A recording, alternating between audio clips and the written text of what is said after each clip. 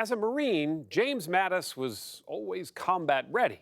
And as President Trump's first Secretary of Defense, he was front and center in many policy debates. This morning, in his first television interview since his resignation, Mattis reflects on his 68 eventful years with our David Martin. James Mattis served more than 40 years in the Marines, much of it commanding troops in battle. But he almost didn't make it to boot camp. I fell onto the ice and I was on my way coming down that ridgeline much faster than I ever anticipated. It was the dead of winter 1971, and he very nearly fell to his death from that ridge outside his hometown of Richland, Washington. The next thing I knew, I woke up and there was blood all over the ice. America's enemies almost caught an early break. Well, yeah, but I assure you that I was a pretty average Marine. There were a lot of other Marines who could have taken my place and done just as well as me. Now retired from the Marines and no longer Donald Trump's defense secretary, he's back where he grew up, a stone's throw from the Columbia River. The river was a big part of our lives. Not a day in the summer went by and we wouldn't be in the river swimming it. What else did you do? We'd go hunting in the fall, we'd go camping in the summer. This is heaven on earth. And were you just free to roam as a kid? Very much so, very much. I started hitchhiking when I was about 13 and just kept right on going. And ended up in jail more than once. I'd been in a few scrapes along the way. What kind of scrapes? Partying too much one night underage in college and spent some time in jail. And also got in a few too many fights along the way when I was out hitchhiking around the American West. So you got into the Marine Corps with a police record? Yes, I did. Along with fellow Marine Bing West, he's written an autobiography called Call Sign Chaos. That stands for Colonel has another outstanding suggestion, his staff's wry response to his frequent brainstorms. As in, oh my God, what's he going to think up next? That's probably a pretty apt description of how they looked at the chaos I brought. That chaos was inflicted on the enemy beginning with the Iraqi army in the first Gulf War, which is where I first met him. Have you been in combat? No, I have not. Do you worry about how you're going to react? No, I have the easiest job in the battalion, commanding it. The men, I have no doubt about them, and they'll carry me right along. No doubt at all. You weren't about to admit to me that you had any doubts on the eve of battle. Did you? We got the word that we were going to lose hundreds, killed and wounded. Mattis was taking a force of 1,200 men into the teeth of Iraqi minefields and artillery. I remember thinking at the time that this lieutenant colonel nobody's ever heard of has got to decide which of these Marines go first. That's the tough part, deciding who's gonna lead the assaults. How do you steel yourself to make those life and death decisions? I made it clear that no commander was to report to me their casualties unless they could no longer continue the fight. I'd grieve later. In 4 days of fighting, Mattis didn't lose a single Marine, and his men rolled into Kuwait City, cheered as liberators. Victory would never again come so easily. There's a million things that can go right or wrong. We'll see how many come out on our side. After 9/11, he led a force of 4,000 Marines into southern Afghanistan, setting up an outpost called Rhino. It was the deepest air assault ever conducted by the Marines. But Mattis wanted to go deeper. We were restricted by higher headquarters. We were limited in what offensive operations we could do. Was that frustrating? I couldn't understand the timidity and why it was taking so long. Where was Osama bin Laden when you were at Rhino? Osama bin Laden was still in Afghanistan. Bin Laden was 400 miles away in the Tora Bora Mountains, and Mattis had the helicopters to get there.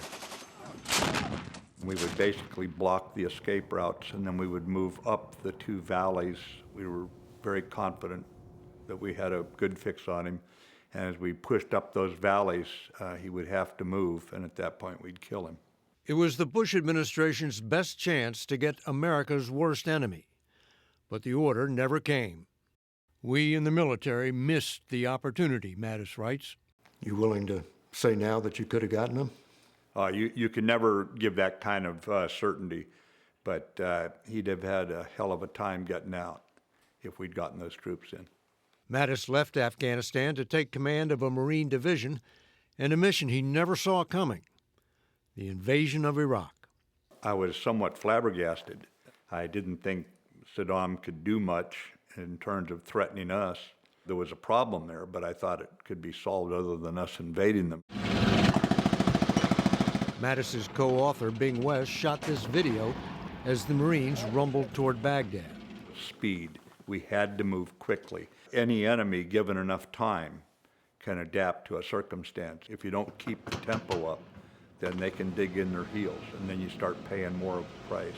His Marines famously toppled the statue of Saddam Hussein, but 9 months later found themselves engulfed by an insurgency. Move it, hurry!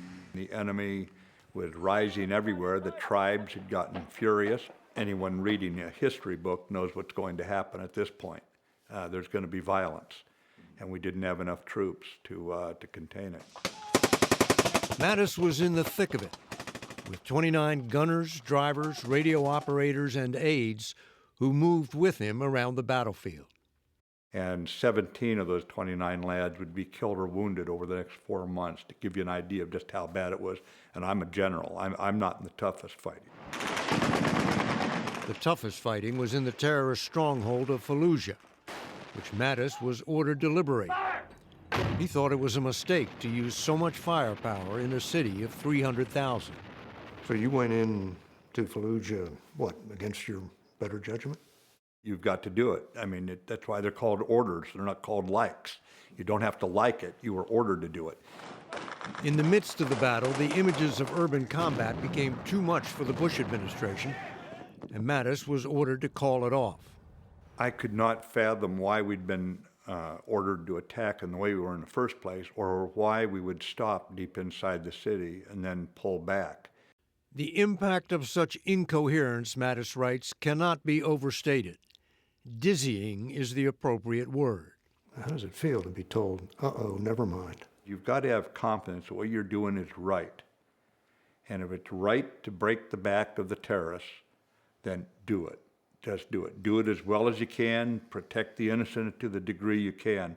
But don't get wobbly when the going gets tough. And the Bush administration got wobbly. Yes. With Fallujah still in enemy hands, Mattis went into the city to confront face-to-face one of the sheikhs who backed the terrorists. I simply made certain my carbine was laying across my lap, and I just reached down and I thumbed it over onto burst fire so that he'd hear it. And he said, "Do I look like a terrorist?" And I leaned forward at him and I looked at him and I said, "Well, yes, as a matter of fact, you do." Exploits like that earned Mattis a nickname. Mad Dog. It's not one that I've ever grown fond of, no matter how many times it's used. Why not? It has the idea incorporated into it of just someone who's thoughtless, someone who's simply abrasive or aggressive for aggressive's sake. This is decisive battles. His aggressiveness is informed by a personal library that once contained 7,000 books. Are those 7,000 books you read? I'll bet I read about 90% of them. I wouldn't claim I read all of them, but by and large, I don't get a book unless I'm going to read it. And underlined it, as he did with the Meditations of Marcus Aurelius, the Roman emperor and Stoic philosopher.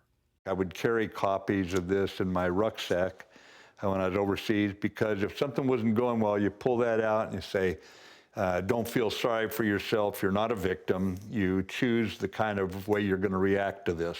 For all his reading, Mattis can sometimes sound trigger-happy. In 2005, he told an audience, "It's a lot of fun to fight. It's fun to shoot some people. I like brawling." It came across to most of the country as sounding a little bloodthirsty. Yeah. Yeah. Well, I'm not tormented by saying we'll stand up for freedom. I remember running into you while you were still dealing with the aftermath of that. Yes. And you said, it's only pressure if you feel it. Yeah.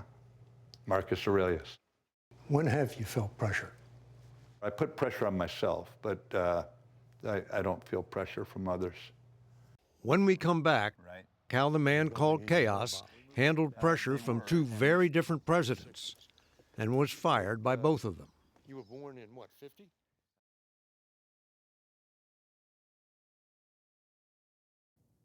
To be combat ready on the battlefield is one thing. To deal with the challenges of Washington is another. David Martin continues his conversation with former Secretary of Defense James Mattis.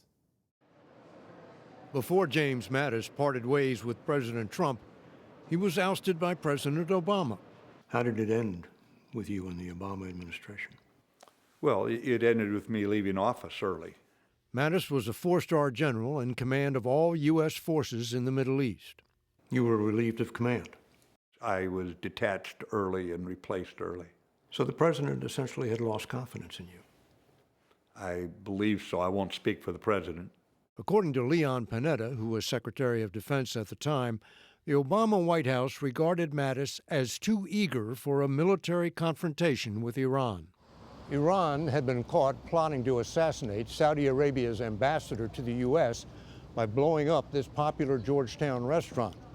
As far as Mattis was concerned, Iran had intended to commit an act of war, what would have been the worst terrorist attack on American soil since 9/11. They're going to do it with a bomb, and so you can imagine what it would have been, what the carnage would have looked like. I believed we had to respond forcefully, Mattis writes in his book, Call Sign Chaos. My military options would raise the costs for this attack beyond anything Iran's leaders could pay. But the Obama administration treated it simply as a crime, arresting a low-level courier and sending him to prison for 25 years. My traction inside the White House was eroding, Mattis writes. The White House was wary of my command and increasingly distrusted me. In December of 2012, he was forced into retirement. Do you think your government service was done? Oh, I was quite certain it was done. But the surprise election of Donald Trump changed all that. The president-elect met Mattis only once. All I can say is he is the real deal.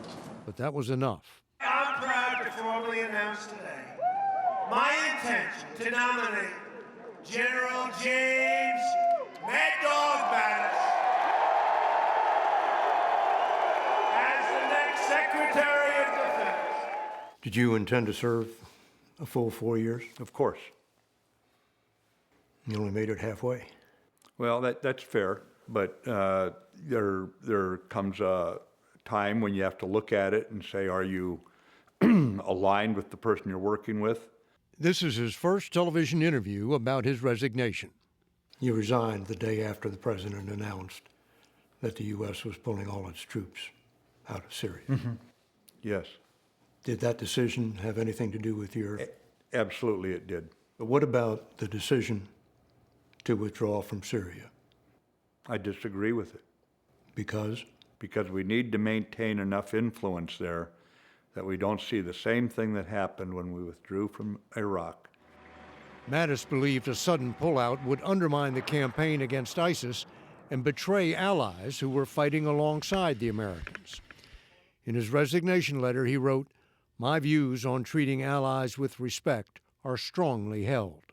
This was how I saw the strength of America, that we keep our alliances together and keep them tight. And if I wasn't the right person to do this, then the president needed someone more aligned with his views. This is a blunt letter. I was honest and forthright with him about where it was that I was parting ways.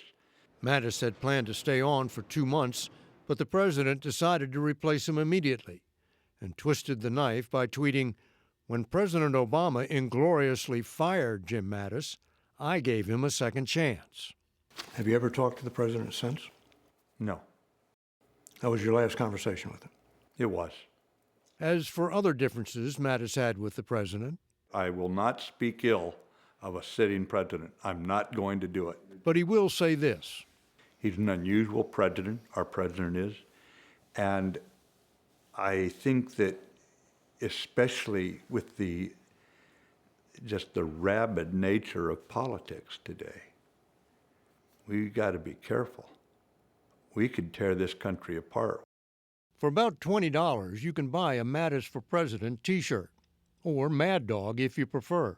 Hey, how's it going? See you. Look at you. You still look like Santa Claus, you know? Ho, ho. The way he works a local bar And you're looking good. is as smooth as any politician. This is my favorite place to come to see friends, you know? Well, you've got a lot of them here. This bar was where he used a fake ID to buy his first underage drink. Back where I belong, you know? He's not campaigning, but the topic comes up.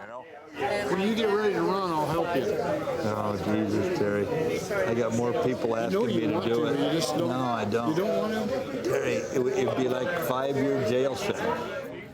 Tell exactly. For now, Mattis is teaching at Stanford and serving on the boards of corporations and repeating to himself one of the lessons all his reading of history taught him. You just have a role to play for a little while, so play it well, but don't let it go to your head.